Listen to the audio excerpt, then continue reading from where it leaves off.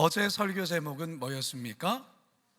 섬김으로 복음의 지경을 넓히소서. 오늘은 둘째 날로 또 총 네 번째 날이죠. 인재양성으로 복음의 지경을 넓히소서. 오늘 말씀에 큰 은혜 주실 줄로 믿습니다. 작년 6월에 유키즈 온 더 블럭이라는 TV 프로에서 김연아 선수가 출연을 했습니다.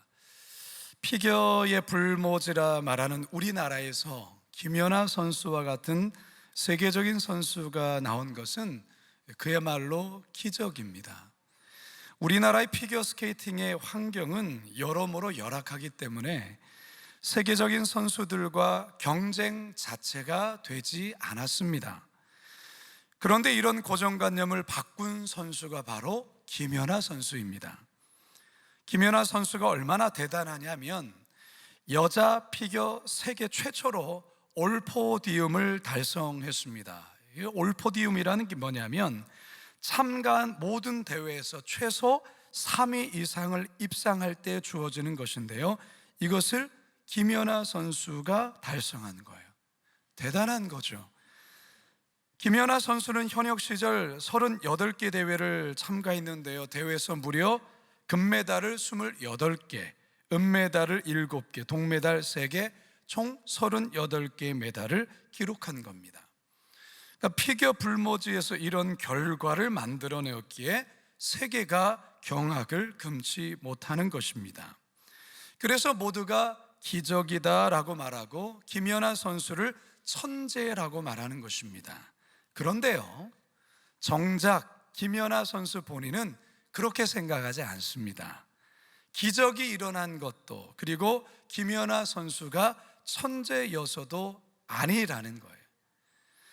김연아 선수의 피나는 노력과 함께 평생을 뒤에서 헌신하신 어머니의 숨은 노력이 있었기 때문에 가능했다라고 그는 고백을 합니다.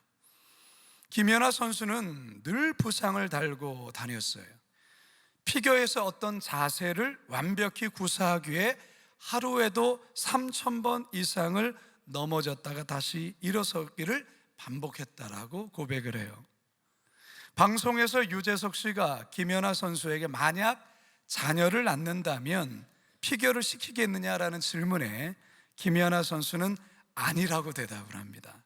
왜냐하면 그 길이 너무나도 고되고 힘든 길이라는 것을 알기 때문에 자신은 피겨를 했지만 자식에게는 피겨를 시키고 싶지 않다라고 방송에서는 그렇게 고백을 했어요. 김연아 선수가 2014년 소치 동계올림픽을 끝으로 은퇴를 했습니다. 그리고 10년이 지난 지금 피겨계의 상황은 어떻게 변했을까요? 작년 피겨스케이팅 세계선수권 대회에서 남자 스케이터 차준환 선수와 여자 스케이터 이혜인 선수가 각각 은메달을 따는 쾌거를 이뤘습니다. 언론에서는 이들을 김연아 키즈, 연아 키즈라고 부릅니다. 김연아 선수를 보고 피겨의 꿈을 꾸고 자란 선수들이라는 것이죠. 지금 한국의 피겨 위상은 과거에 비해 대단히 높아졌습니다. 피겨에 대한 국가적 지원도 과거와는 비교가 안 될 정도로 좋아졌고요, 인프라도 대단히 넓어졌습니다. 김연아라는 선수 한 사람이 이렇게 많은 것을 바꾼 것입니다. 중국 관자의 권수편에 이런 글이 있습니다. 1년의 계획은 곡식을 심는 것보다 중요한 것이 없고 10년의 계획은 나무를 심는 것보다 중요한 것이 없으며 일생의 계획은 사람을 키우는 것보다 중요한 것은 없다. 한 번 심어서 한 번 거두는 것이 곡식이고 한 번 심어서 10배를 얻는 것이 나무이며 한 번 키워서 100배를 얻는 것은 사람이다. 참 맞는 말이에요. 여러분, 교회도 마찬가지입니다. 그 교회가 미래가 있는가 미래가 없는가를 알려면 그 교회가 지금 사람을 키우고 있는 교회인가 그렇지 않는가를 보면 알 수 있습니다. 그리고 그 교회가 인재 양성에 얼마나 우선순위를 두며 투자를 하는가를 보면 알 수가 있습니다. 거룩한 빛 광성교회는 정성진 목사님이 목회하실 때부터 인재 양성을 우리 교회의 중요한 비전이자 큰 목표로 세우고 달려온 교회입니다. 그 결과로 드림학교와 한날의 유치원을 세웠습니다. 그리고 코로나 상황에서 우리 교회는 교회학교 교육을 위해 꿈꾸는 다음 세대 연구소, 즉 꿈담 연구소를 세운 것입니다. 여러분, 과거에는 자녀들이 부모를 따라 교회에 등록했던 시대였습니다. 하지만 지금 시대는 부모들이 자녀들을 따라 교회를 이동하고 등록하는 시대입니다. 그만큼 부모들이 자녀 교육에 대한 관심과 마음이 크다라는 증거입니다. 다음 세대 복음화율이 3% 미만으로 떨어져 미전도 종족이 되어가는 안타까운 한국교회 상황에서 우리 교회가 10년 후, 20년 후, 더 나아가 30년, 40년 후에도 건강한 교회로 세워지려면 어떻게 사람을 키우고 인재를 양성하느냐에 달려있다 해도 과언이 아니라 여겨집니다.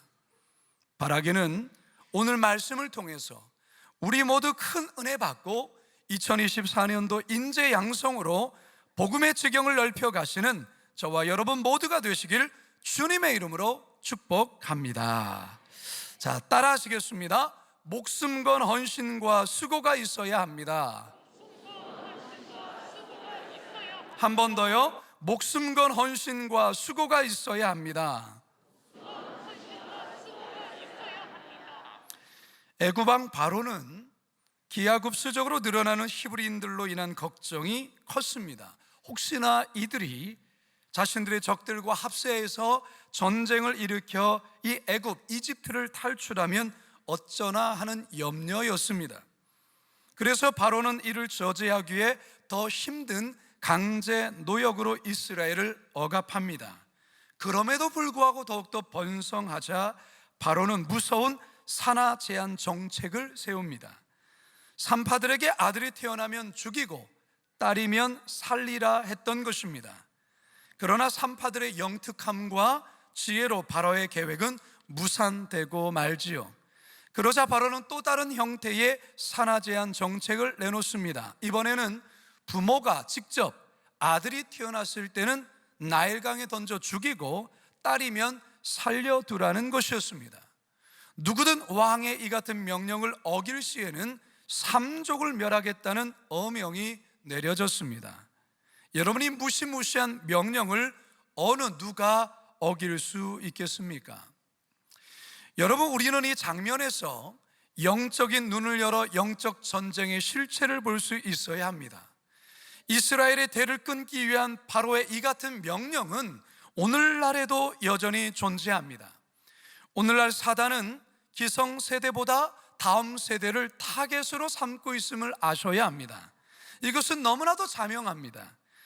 이러한 형태는 여호수아 시대 때도 동일하게 나타났습니다.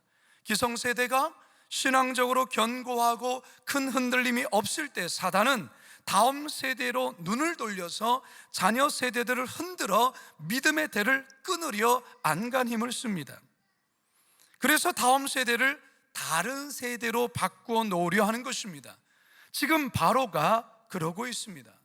기하급수적으로 늘어나고 번성하는 하나님의 백성들을 절단하기 위해서 아들이 태어나면 죽음의 광 나일강에 버리라는 것입니다. 이처럼 무시무시한 바로의 명령 앞에 모세의 부모가 서 있습니다. 그렇다면 이들은 어떻게 이 막막한 상황 앞에서 대처를 할까? 자, 본문 2절입니다. 시작. 그 여자가 임신하여 아들을 낳으니 그가 잘생긴 것을 보고 석 달 동안 그를 섬겼으나 나일강에 던지지 않고 생명을 살렸습니다. 그 이유를 본문에서는 아기가 잘생겼기 때문이다, 그렇게 설명을 해요. 잘생겼다, 이것을 단지 외모의 잘생김으로만 이해해서는 안 됩니다. 내적인 어떤 특별함을 의미합니다. 다시 말해 모세의 부모는 이 아이가 장차 하나님 나라를 위해 특별한 일을 해낼 아이로 느껴졌다라는 것입니다. 그래서 나일강에 버리지 않고 아기를 지켰습니다. 이것이 모세 부모의 첫 번째 목숨 건 헌신이었습니다. 하지만 생후 100일째가 되면서부터 아기를 더 이상 숨길 수가 없었습니다. 발각되면 정말 가족들 모두가 위험에 빠지기 때문에 모세의 부모는 또 한 번의 목숨 건 결단을 합니다. 갈대 상자에 아기를 담아서 나일강에 띄어보내려는 것입니다. 3절입니다. 시작.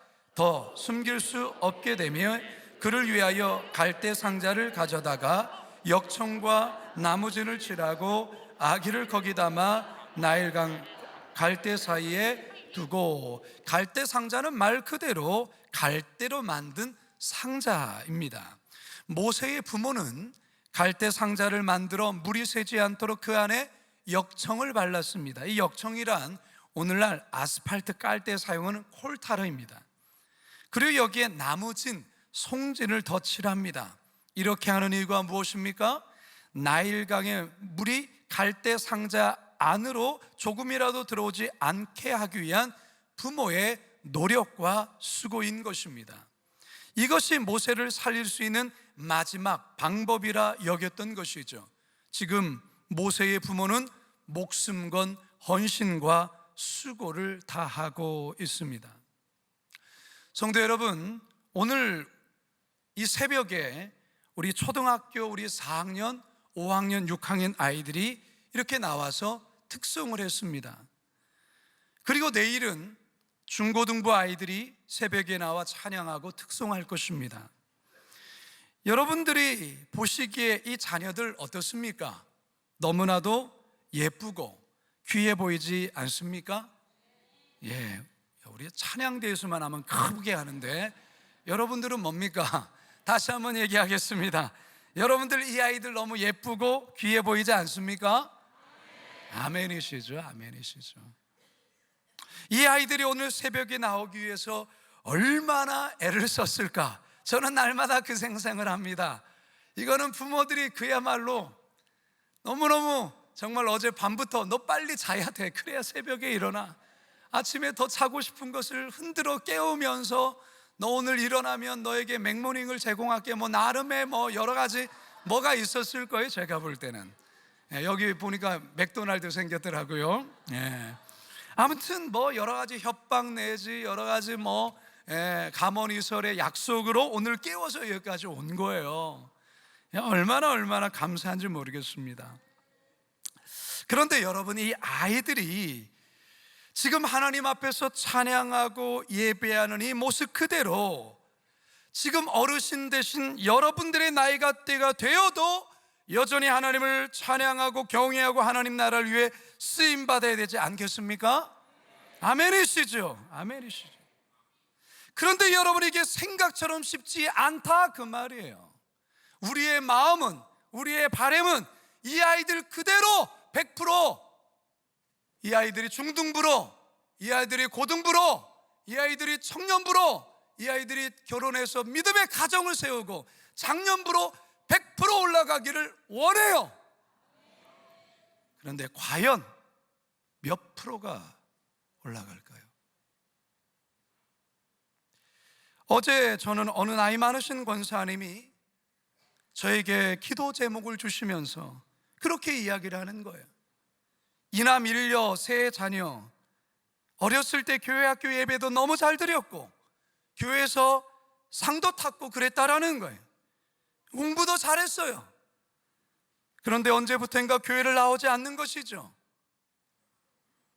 그런데 지금 세상적으로 잘 산대요.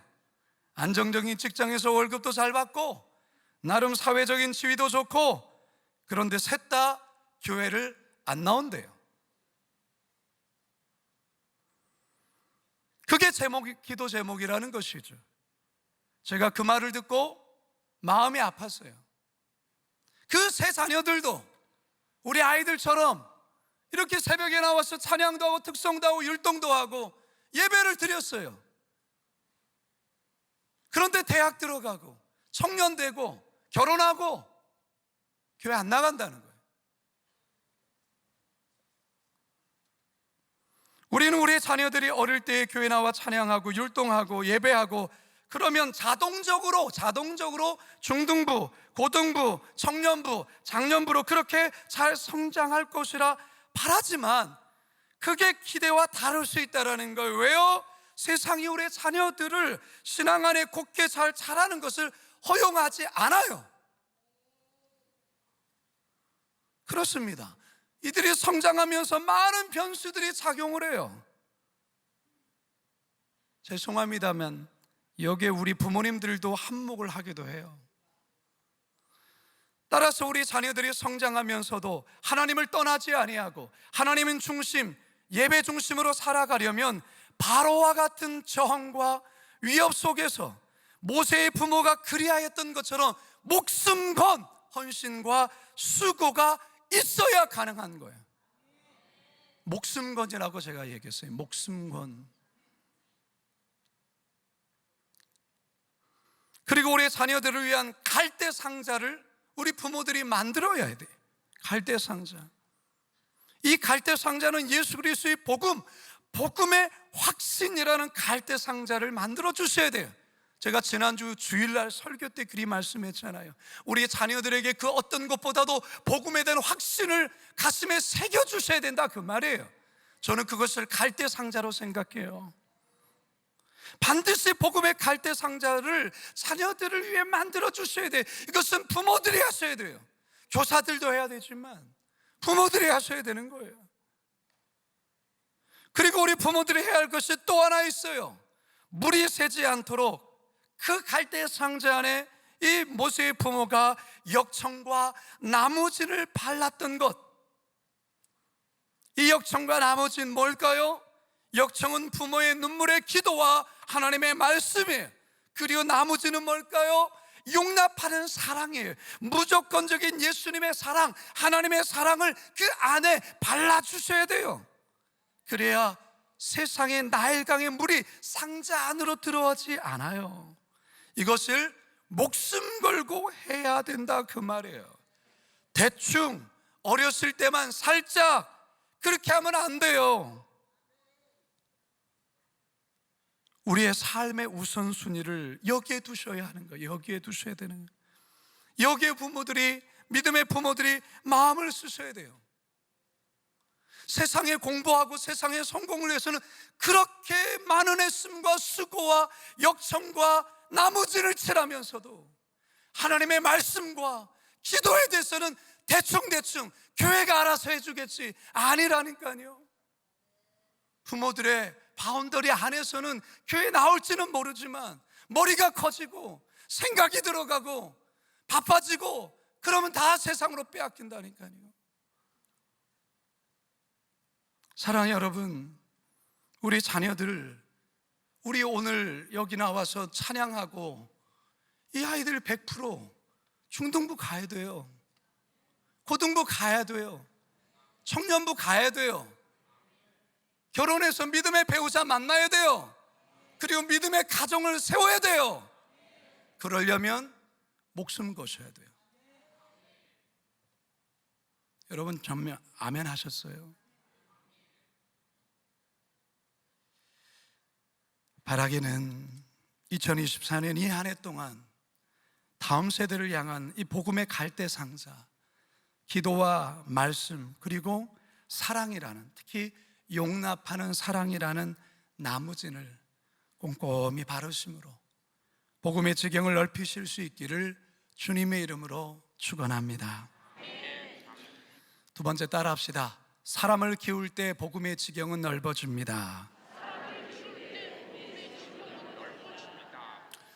여러분, 저의 모교가 어디라고 했습니까? 여러분 설교 제대로 안 들으셨네. 저희 모교회는 제주 영락교회예요.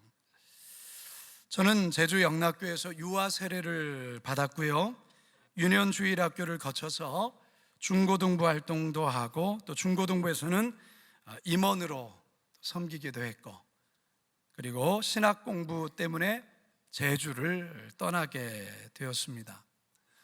제가 고등부 시절 함께 신앙생활했던 친구들, 그리고 후배, 그리고 선배들 중에는 지금 저처럼 목사가 되어서 목회하는 분들이 꽤 여러 명이 됩니다. 선교사로 선교지에 나가 사역하는 분들도 여럿 있고요.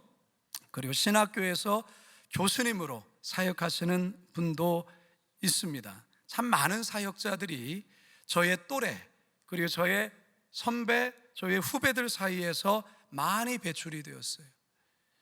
얼마 전 장신대 송년회 밤에 갔다가 제주 영락교회 2년 저희 선배가 되시는 형님이 장신대 교수로 이렇게 오게 되어서, 송용원 교수님인데 저희 2년 선배 형님이세요. 잠시 인사하고 또 함께 대화했던 시간을 가졌습니다. 저의 모교회 출신 형님으로 17년 전, 지금부터 17년 전 아프가니스탄에서 봉사하시다가 순교하신 배영규 목사님이 저희 영락교회 선배 형님이세요.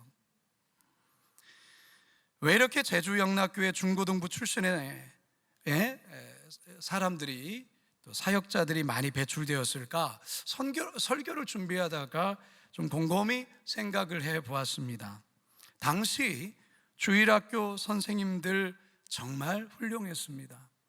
사랑이 참 많으셨어요. 그리고 무엇보다도 교회 분위기가 참 좋았습니다. 교회에 대한 추억이 많은 거예요. 그 방금 전에 장신대 교수님 만나서 그 중고등학교 시절 때의 얘기를 해도 끊임없이 나오는 거예요. 저희 영락교회는 그 문학의 밤, 당시에 문학의 밤을 한돌잔치라고 했어요. 한돌잔치. 여기서 저를 한번 찾아보세요. 다 똑같은 옷 입고 그래서 잘 모르실 거예요. 이게 제가 고2 때 저희 교회에서 했던 문학의 밤 한돌잔치. 그때 주제 우리들의 고백이라는 노래로 주제로 했어요. 특히 수련을 통해서 하나님을 만나 변화된 그런 추억들이 저의 교회 중고등부에는 참 많았다, 그거죠. 무엇보다도 기도하시는 권사님들의 기도의 힘이 참 컸다고 여겨져요. 기도하시는 권사님들이 항상 저희들을 위해 기도를 정말 많이 해주셨어요. 항상 격려해 주셨어요. 볼 때마다 어깨를 토닥여 주시면서 너는 앞으로 훌륭한 주의 종이 될 거야 라고 선포하고 격려해 주셨어요. 아마 제가 이렇게 목사가 된 것도 그분들의 선포가 그대로 응답되었다 생각을 해요. 여러분, 정말 중요합니다. 우리 아이들 향해서 믿음의 선포를 해 주셔야 돼요. 저 아이들이 앞으로 목사가 나올 거고, 저 아이들 중에 선교사가 나올 거고, 저 아이들 중에서 세계적인 하나님의 사람이 나올 줄로 믿습니다. 그러니까 저희는 이제 외부로 나가는 것을 육지에 나간다 표현하거든요. 제주도 사람들은 육지에서 공부하다가 방학 때가 되어서 고향교회 가면 주일학교 때 선생님이셨던 장로님, 집사님들이 아주 크게 환대해 주시는 거예요. 늘 반갑게 맞아 주셨어요. 칭찬해 주셨어요. 또한 기도해 주셨어요. 그리고 신학교 다니는 영락교회 출신들에게 교회는 장학금을 때마다 주셨어요. 사랑을 주셨고요. 그리고 재경다락방이라는 모임을 서울에 만들어 주셨어요. 그러니까 육지에서 외롭게 공부하는 학생들 이렇게 1년에 한두 번 이렇게 만나서 같이 모임도 하고 서로 대화도 하고, 그래서 영락교에서는 그렇게 부목사님을 일부러 서울까지 보내주셔서 밥도 사주시고 용돈도 주시고 그러면서 항상 사랑으로 보살펴 주셨어요. 저희 모교회 성도들은요, 제가 거룩한 빛 광성교회 위임 목사 된 것을 너무 자랑스럽게 생각합니다. 아이고, 그때 그 꼬마가 어떻게 네가 이렇게 큰 교회 목사님 되셔서, 그래서 월요일날 저희 CBS에서 제 설교가 나가잖아요. 방송 설교 모르시죠 여러분들? 거기 관심이 없으시죠? 월요일날 7시에 저희 설교가 나가요. 그거를 저희 고향 권사님들이 매일 그걸 봐요. 그러면 저에게 그걸 꼭 얘기해 주세요. 내가 얼마나 그거 보면서 눈물 흐르는지 모른단다, 그런 얘기 말이죠. 5년 전에 광성교회 담임으로 확정됐을 때 저희 어머니께 인사도 하고 모교회 고향에 들려서 인사를 갔을 때 평생 저를 위해서 기도해 주신 권사님 저를 꽉 안아주시면서 울먹울먹거리면서 너무너무 좋아하시는 거예요. 너무너무. 여러분, 저는 35년 전 이런 분들의 사랑에 힘입어 35년이 지난 지금 거룩한 빛 광성교회 목사가 되어서 여러분 앞에 서게 된 거예요. 바라기는 우리 거룩한 빛 광성교회에서도 이런 역사가 일어나길 축원합니다. 오늘 특성한 우리 다음 세대 자녀들이 10년 후에, 20년 후에 저와 같이 목사가 되기도 하고 선교사님이 되기도 하고 신학교 교수님이 나오기도 하고 정치, 경제, 외교, 스포츠, 예술, 문화, 법조계, 교육계, 금융계, IT계 등에서 훌륭한 크리스찬 리더가 되어서 하나님 나라의 복음을 확장하는 인재들로 쓰임받기를 축복합니다. 그러기 위해서 우리 자녀들을 위해, 다음 세대를 위해 사랑을 쏟아주셔야 됩니다. 물질을 쏟아주셔야 돼요. 아이들이 성장할 수 있는 환경을 만들어 주셔야 된다, 그 말이에요. 지난주 금요 기도회 때 제주에서 오셔서 말씀을 전해주신 목사님 생각나시죠?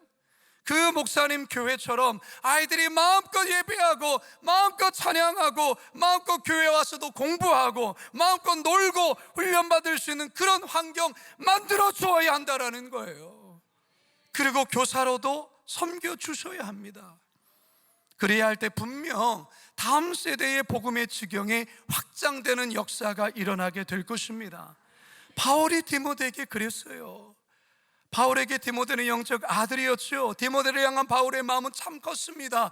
바울 본인이 이제 로마 감옥에서 얼마 후에 순교하며 세상을 떠나게 되지만 디모데가 자신을 이어서 교회를 잘 이끌어주기를 부탁하고, 또한 디모데를 통해 계속해서 또 한 사람 인재가 양성되어 복음이 확장되어 나아가기를 기대했던 것이죠. 그러면서 바울은 디모데에게 이렇게 권면합니다. 오늘 본문 디모데후서 2장 1절과 2절 시작. 네 아들아, 그러므로 너는 그리스도 예수 안에 있는 은혜 가운데서 강하고 또 내가 많은 증인 앞에서 내게 들은 바를 충성된 사람들에게 부탁하라. 그들이 또 다른 사람을 가르칠 수 있으리라. 아멘. 사랑하는 성도 여러분, 우리 교회는 이제 27주년을 맞습니다. 27년 전 방가시 마을에서 처음 교회를 개척하고 시작할 때 27년이 지난 지금 우리 교회가 지역사회에서, 교육계에서, 사회복지계에서, 북한 선교계에 대해서 세계 선교에 이런 선한 영향을 끼치는 교회가 될 것이라 상상이나 했겠습니까? 그러나 그때에도 그 어려운 상황에서도 인재를 양성하는 교회라는 모토를 내걸고 물질을 드렸고요, 시간을 드렸고요, 몸을 드렸고요. 그 많은 우선순위 가운데 바로 다음 세대 인재 양성을 위하여서 우리 선배 장로님들, 권사님들, 안수집사님들의 그 목숨 건 헌신과 수고가 있었기에 오늘의 이 교회가 지금 이렇게 된 거예요. 그냥 된 게 아니다, 그 말이에요. 여기에 산 증인된 분들이 많잖아요. 앉아 계신 우리 권사님들, 장로님, 여러분들이 산 증인이시잖아요. 그런데 여러분, 이것을 그때만 해서는 안 되는 거예요. 그때만 해서는 안 되는 것이죠. 이제 우리 교회가 27년 후에 더욱더 아름다운 교회가 되기를 바란다면 선배분들의 헌신이 이제는 우리의 헌신이 되어야 합니다. 아니, 더욱더 힘든 세상이 되어가기 때문에 모세의 부모와 같은 목숨 건 헌신과 수고가 따르지 않으면 안 돼요. 우리 어른들이 조금 불편해도 이렇게까지 해야 되는가? 라고 다음 세대에서 생각이 들 정도로 우리 자녀들을 위하여 아낌없이 투자하고 그 아이들이 잘할 수 있도록 우리 기성세대가 애써주고 헌신하고 수고해 주셔야 합니다. 그래야 우리 자녀 세대들이 믿음 안에 쓸 수 있어요. 이거 우리 해주셔야 돼요. 이거 해주셔야 돼요. 단지 우리들이 기대가 아니라 그게 현실이 되기 위해서는 그래야 된다, 그 말이죠. 그러면 분명히 우리가 경험해 본 것 이상 인재 양성을 통해 복음의 지경이 반드시 넓어지며 다음 세대, 우리 세대보다 더 예수 잘 믿는 세대로, 다른 세대가 아니라 믿음의 다음 세대로 견고하게 세워질 줄로 믿습니다. 그러한 것을 만들어내는 거룩한 빛 광성교회 되기를 주님의 이름으로 축원합니다. 축원합니다. 축원합니다.